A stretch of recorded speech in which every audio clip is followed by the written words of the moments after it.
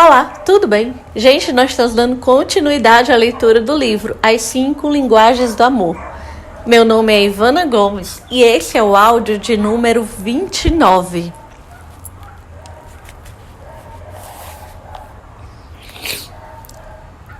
Conversas na cidade do Moinho. Descobri o impacto dos atos de serviço na pequena cidade de China Grove, Carolina do Norte. China Grove fica no centro do estado, fundada em torno de uma floresta de cinnamomos, não muito longe da lendária Mayberry de Andy Griffith, e a 1h30 de Mount Pilot.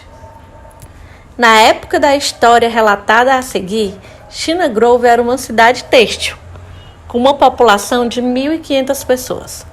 Não visitei aquele local por mais de 10 anos, devido a meus estudos de antropologia, psicologia e teologia. Estava fazendo minha visita semestral para manter contato com minhas raízes. Quase todas as pessoas que eu conhecia, com exceção do Dr.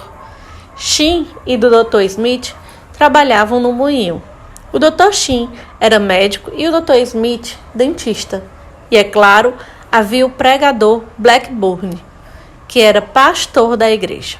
Para a maioria dos casais em China Grove, a vida girava em torno do trabalho e da igreja. A conversa no moinho se concentrava na última decisão do superintendente e como ela afetava o trabalho deles em particular. Os cultos na igreja enfocavam basicamente a esperança das alegrias do céu. Nesse cenário norte-americano remoto, descobri a 4ª linguagem do amor. Estava em pé debaixo de um cinnamomo depois do culto na igreja no domingo, quando Mark e Mary se aproximaram de mim. Não reconheci nenhum deles. Presumi que eles haviam crescido enquanto estive fora. Ao apresentar-se, Mark disse: "Pelo que entendi, o senhor tem estudado aconselhamento." Sorri e disse: "Bem, um pouquinho." "Tenho uma pergunta. É possível existir um bom casamento, mesmo que o casal discorde em tudo?" Esse foi um típico exemplo de pergunta teórica com fundo pessoal. Descartei a natureza teórica da pergunta e fiz uma pergunta particular. "Há quanto tempo vocês estão casados?" 2 anos, respondeu ele, "e não concordamos em nada." "Dê-me alguns exemplos." "Bem, para o começo de conversa, Mary não gosta que eu saia para caçar. Trabalho a semana inteira no moinho e gosto de sair para caçar aos sábados. Não todos os sábados, mas somente quando a temporada de caça está aberta." Calada até aquele momento, Mary interveio. "Quando a estação de caça termina, ele sai para pescar. Além disso, ele não caça apenas aos sábados. Ele sai do trabalho para ir caçar. Uma vez por ano, eu tiro 2 ou 3 dias de folga para ir caçar nas montanhas com alguns amigos. Não creio que haja algo de errado nisso." "Em que mais vocês discordam?" perguntei. "Bom, ela quer que eu vá à igreja o tempo todo. Não vejo problema em ir no domingo de manhã, mas gosto de descansar à noite.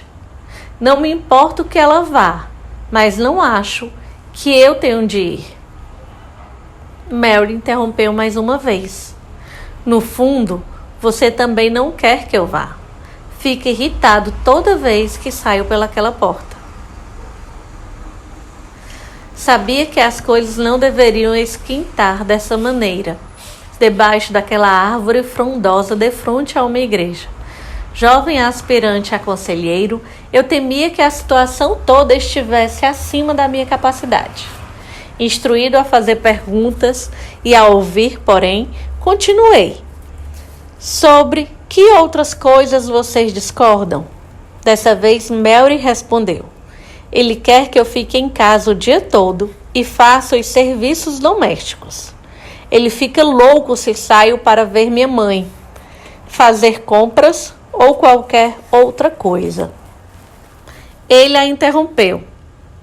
Não me importa que ela vá visitar a mãe, mas quando chego em casa, quero encontrar a casa limpa. Há semanas em que ela não arruma a casa por 3 ou 4 dias. E na metade das vezes, nem começou a preparar o jantar quando chego em casa. Trabalho bastante e gostaria de comer ao chegar. Além disso, a casa está um desastre. Os brinquedos do bebê ficam espalhados pelo chão na casa inteira. O bebê está sujo e eu não gosto de sujeira. Ela parece feliz em viver um chiqueiro. Não temos muito dinheiro, vivemos numa casa pequena do moinho, mas pelo menos poderia estar limpa. Então Mary perguntou: qual o problema de ele me ajudar com as coisas da casa? Ele age como se o marido não precisasse fazer nenhum serviço doméstico. Tudo o que deseja é trabalhar e caçar. Ele espera que eu faça tudo. Pensando que deveria começar a buscar soluções em vez de procurar mais discordâncias, olhei para Mark e perguntei: Mark, quando vocês namoravam, antes de se casarem, você saía para caçar todos os sábados? Na maioria sim, mas sempre chegava em casa a tempo de vê-la no sábado à noite. Na maior parte das vezes, havia tempo de lavar minha caminhonete antes de sairmos. Não gostava de me encontrar com ela com a caminhonete suja. Mary, quantos anos você tinha quando se casou? Perguntei. Ela respondeu: 18. Casamos logo depois de eu terminar o ensino médio. Mark se formou um ano antes de mim e já trabalhava. No último ano do ensino médio, com que frequência Mark vinha vê-la? Quase toda noite. Na verdade, vinha de tarde e era comum ele ficar e jantar com minha família. Ele me ajudava com as tarefas de casa e depois nos sentávamos e conversávamos até a hora do jantar. Mark, o que vocês dois costumavam fazer depois do jantar? Perguntei. Com um sorriso acanhado, Mark olhou para mim e disse: bem, as coisas normais de namorados, você sabe. Mary então interrompeu: mas, se eu tivesse alguma coisa da escola para fazer, ele me ajudava. Às vezes passávamos horas trabalhando em tarefas escolares. Eu fiquei encarregada de uma decoração de Natal no último ano. Ele me ajudou durante 3 semanas. Todas as tardes ele era ótimo. Mudei o foco e me concentrei na terceira área de discordância do casal. Mark, durante o namoro, você ia à igreja com Mary nas noites de domingo? Sim. Se eu não fosse com ela à igreja, não poderia vê-la à noite. O pai dela era bastante exigente. Parecia-me haver uma luz no fim do túnel, mas não estava certo de que Mark e Mary conseguia vê-la. Dirigi-me para Mary e perguntei: quando você namorava o Mark, o que a convenceu de que ele realmente a amava? Ou o que o tornava diferente dos outros rapazes que você conhecia? A maneira que ele me ajudava com tudo. Mark tinha desejo de me ajudar. Nenhum dos outros rapazes expressou interesse nessas coisas, mas isso parecia normal para Mark. Ele até mesmo me ajudava a lavar a louça quando jantávamos em nossa casa. Era a pessoa mais maravilhosa que eu havia conhecido. Mas depois que nos casamos, tudo mudou. Ele não me ajudava em mais nada. Voltando-me para Mark, perguntei: por que você acha que fazia todas aquelas coisas por ela e com ela antes de se casarem? Simplesmente parecia natural para mim. Era o que eu gostaria que alguém fizesse por mim, caso se importasse comigo. E a seu ver, qual a razão de ter parado de ajudá-la depois de se casarem? Bem, acho que esperava que funcionasse como em minha família. Meu pai trabalhava e minha mãe cuidava das coisas de casa. Nunca vi meu pai passando aspirador de pó, lavando a louça ou qualquer outro serviço doméstico. Como minha mãe não trabalhava fora, ela mantinha tudo brilhando, preparava todas as refeições, lavava e passava. Talvez eu deduzi que era assim que as coisas deveriam ser. Na esperança de que Mark enxergasse o que eu estava vendo, perguntei: Mark, um minuto atrás, o que você ouviu Mary dizer? Quando perguntei a ela o que a fazia se sentir realmente amada durante o namoro. Ele respondeu: ajudá-la com as coisas e fazer atividades com ela. Sendo assim, consegue entender como ela deve ter se sentido não amada quando você parou de ajudá-la com as coisas? Ele concordou com a cabeça. Continuei. Para você, era normal seguir o modelo de sua mãe e de seu pai no casamento. A maioria de nós tende a fazer isso. Mas seu comportamento para com Mary mudou radicalmente em relação ao período do namoro. A única coisa que a assegurava do seu amor desapareceu. Em seguida, olhei para Mary e perguntei: o que você ouviu Mark dizer quando perguntei a ele a razão de fazer todas aquelas coisas para ajudá-la durante o período do namoro? Ele disse que aquilo era natural para ele. Exato. Mark disse também que era isso que ele queria que alguém fizesse por ele se a pessoa o amasse. Ele fazia todas aquelas coisas por você e com você porque, na cabeça dele, essa é a maneira de uma pessoa demonstrar amor. Assim que vocês se casaram e passaram a viver em sua própria casa, ele tinha expectativas em relação à sua forma de agir se você o amasse. Você manteria a casa limpa, cozinharia e assim por diante. Em resumo, faria coisas para expressar seu amor. Como não a viu fazer essas coisas, ele não se sentiu amado. Entende isso? Mary também concordou. Balançando a cabeça, prossegui. Meu palpite é que a razão de vocês dois estarem tão infelizes em seu casamento é que nenhum demonstra amor ao fazer coisas pelo outro. Mary disse: acho que o seu está certo. E a razão de eu ter parado de fazer coisas para ele é que me ressenti do espírito exigente dele. Era como se ele tentasse me transformar na mãe dele. É verdade, disse eu. E ninguém gosta de ser forçado a fazer nada. De fato, o amor é sempre dado livremente. Não se pode exigi-lo. Podemos pedir coisas um ao outro, mas jamais devemos exigir algo. Os pedidos direcionam o amor, mas as exigências interrompem seu fluxo. Então Mark disse: Mary está certa. Eu era exigente e crítico porque estava decepcionado com ela como esposa. Sei que disse algumas coisas cruéis. E entendo porque ela estaria chateada comigo. Penso que as coisas podem ser revertidas de maneira bem fácil a essa altura, disse eu. Tirei um bloco de anotações do bolso e continuei. Vamos tentar uma coisa. Quero que cada um de vocês se sente no degrau da igreja e faça uma lista de pedidos. Mark, quero que anote 3 ou 4 coisas que, se Mary optasse por fazer, você se sentiria amado quando chegasse em casa no final da tarde. Se encontrar a cama arrumada é importante para você, então escreva. Mary, quero que faça uma lista de 3 ou 4 coisas em que gostaria muito de ter a ajuda de Mark. Coisas que, se ele optasse por fazer, ajudariam você a saber que ele a ama. Adoro listas. Elas nos forçam a pensar de maneira concreta. Depois de 5 ou 6 minutos, os dois me entregaram suas listas. Eis a lista de Mark.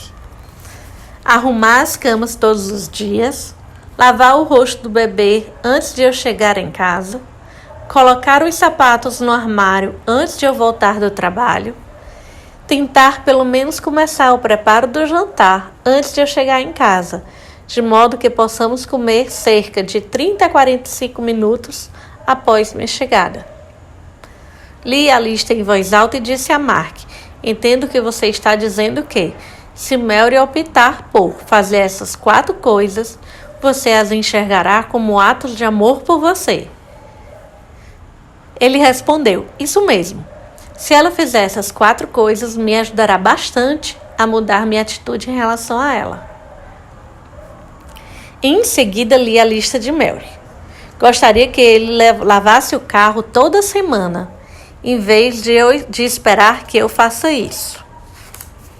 Gostaria que ele trocasse a fralda do bebê depois de chegar em casa de tarde, especialmente se eu estiver preparando o jantar. Gostaria que ele passasse o aspirador de pó pela casa uma vez por semana. Gostaria que ele cortasse a grama semanalmente durante o verão e não a deixasse tão alta, a ponto de eu sentir vergonha do nosso jardim. Então eu disse: Mary, entendo que você está dizendo que, se Mark optar por fazer essas 4 coisas, você receberá as ações dele como expressões genuínas de amor por você. Isso mesmo, seria maravilhoso se ele fizesse essas coisas para mim. A lista lhe parece ser razoável, Mark? É possível você fazer essas coisas? Sim, respondeu ele. Mary, os itens da lista de Mark lhe parecem razoáveis e factíveis? Você acha que seria capaz de realizá-las se optasse por fazer isso? Sim, disse ela. Posso fazer essas coisas. No passado me sentia sobrecarregada porque, não importava o que eu fizesse, nunca era suficiente. Voltei-me para Mark. Você entende que estou sugerindo uma mudança de modelo de casamento em relação ao de seus pais? Ah, mas meu pai cortava a grama e lavava o carro, mas não trocava as fraldas nem passava aspirador, certo? Certo. Você não precisa fazer isso, entendeu? Se fizer, porém, será um ato de amor para Mary. Também falei com Mary. Você entende que não precisa fazer essas coisas, mas se deseja expressar amor por Mark, aí estão 4 maneiras significativas para ele? Quero sugerir que vocês tentem fazer isso por 2 meses e analisem se isso os ajudará. No final desse tempo, talvez queiram adicionar outros pedidos à lista e compartilhá-los. Eu, porém, não adicionaria mais de 1 pedido por mês. Isso faz muito sentido, disse Mary. Penso que você nos ajudou bastante, adicionou Mark. Deram-se as mãos e seguiram em direção ao carro. Pensei comigo mesmo. Acredito que é isso que a igreja deve ser. Acho que vou gostar de ser conselheiro. Nunca me esqueci da percepção adquirida debaixo daquele cinamomo.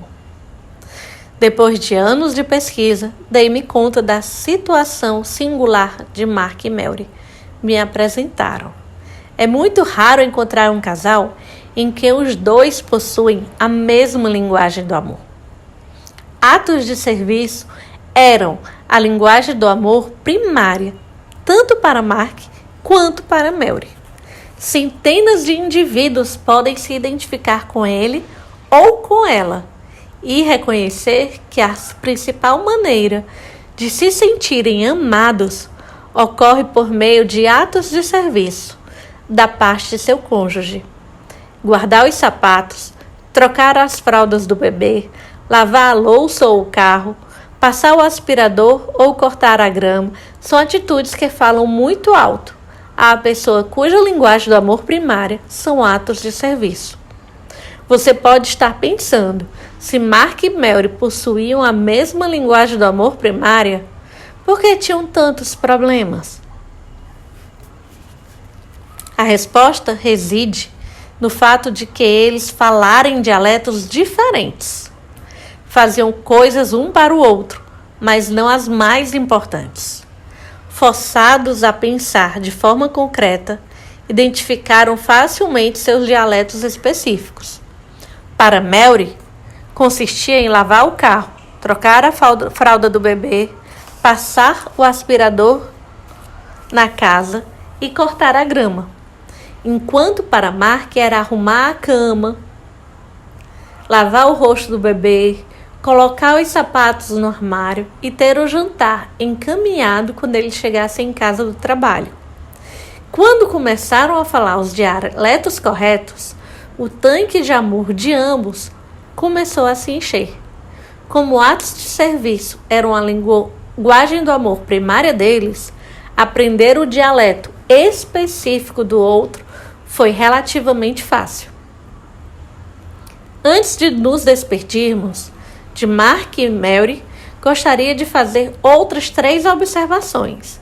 Primeiro, eles ilustram claramente que o que fazemos pelo outro antes do casamento não é indicativo do que faremos depois do casamento. Antes do casamento, somos impulsionados pela força obsessiva da paixão. Depois do casamento, voltamos a ser quem éramos antes de nos apaixonarmos.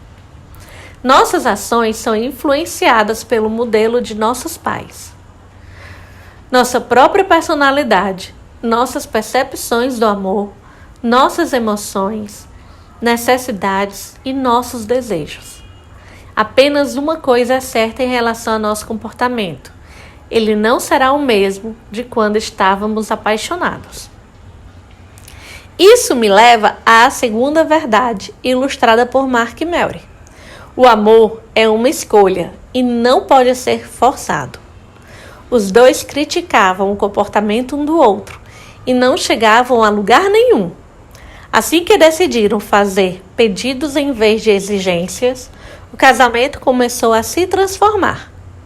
As críticas e as exigências tendem a promover o afastamento. Com certa quantidade de críticas, você pode obter a concordância de seu cônjuge. Ele pode fazer o que você deseja, mas provavelmente não será uma expressão de amor.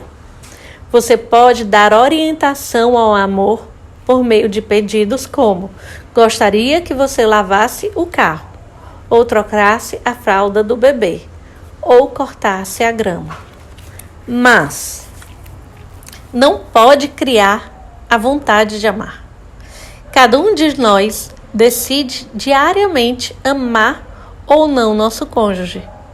Se escolhermos amar, então expressar amor da maneira que nosso cônjuge pede tornará nosso amor mais eficiente em termos emocionais.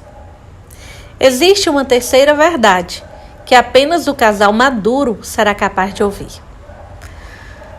As críticas feitas por meu cônjuge sobre meu comportamento me oferecem a indicação mais clara de qual é a linguagem do amor primária dele. As pessoas tendem a criticar seu cônjuge com mais intensidade na área onde elas próprias têm maior necessidade emocional.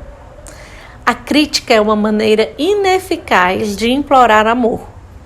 Entendido isso, teremos maior facilidade de processar as críticas mais produtivamente. Uma esposa pode dizer a seu marido, depois de ele a ter criticado: entendo que isso é extremamente importante para você. Por favor, você poderia me explicar por que isso é tão fundamental? As críticas normalmente pedem esclarecimentos. Uma conversa desse tipo pode transformar a crítica num pedido e não em uma exigência.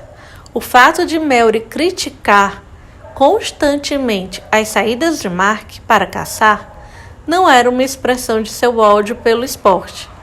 Ela culpava a caça de ser a prática que o impedia de lavar o carro, passar o aspirador na casa e cortar a grama. Quando ele aprendeu a satisfazer a necessidade de amor dela, ao falar sua linguagem emocional, ela se tornou livre para apoiá-lo em sua caça. Gente, aqui nós terminamos essa parte da leitura. Desculpa por ser grande, mas é como eu disse. Eu estou lendo os trechos de acordo com o que o próprio livro dividiu. Em alguns ele botou muito pequeno e outros bem grande, certo? Mas vamos lá. Quero falar uma coisa bem importante que aqui fala. Que uma coisa é, o amor não se exige, né? Então, em vez de fazer uma exigência, fazer um pedido. E a outra é a questão de como conversar na crítica. Que a crítica pode estar demonstrando que é a linguagem do amor, mas que se você começar a conversar e pedir uma explicação frente àquilo, você pode entender o que pode fazer pela linguagem do amor daquela pessoa, né? E que aí sim se torna um amor mais maduro nessa conversa. Vou ser bem breve aqui, vou já terminar esse áudio por conta de ter sido uma parte dividida tão grande. Um abraço, vejo vocês no próximo áudio.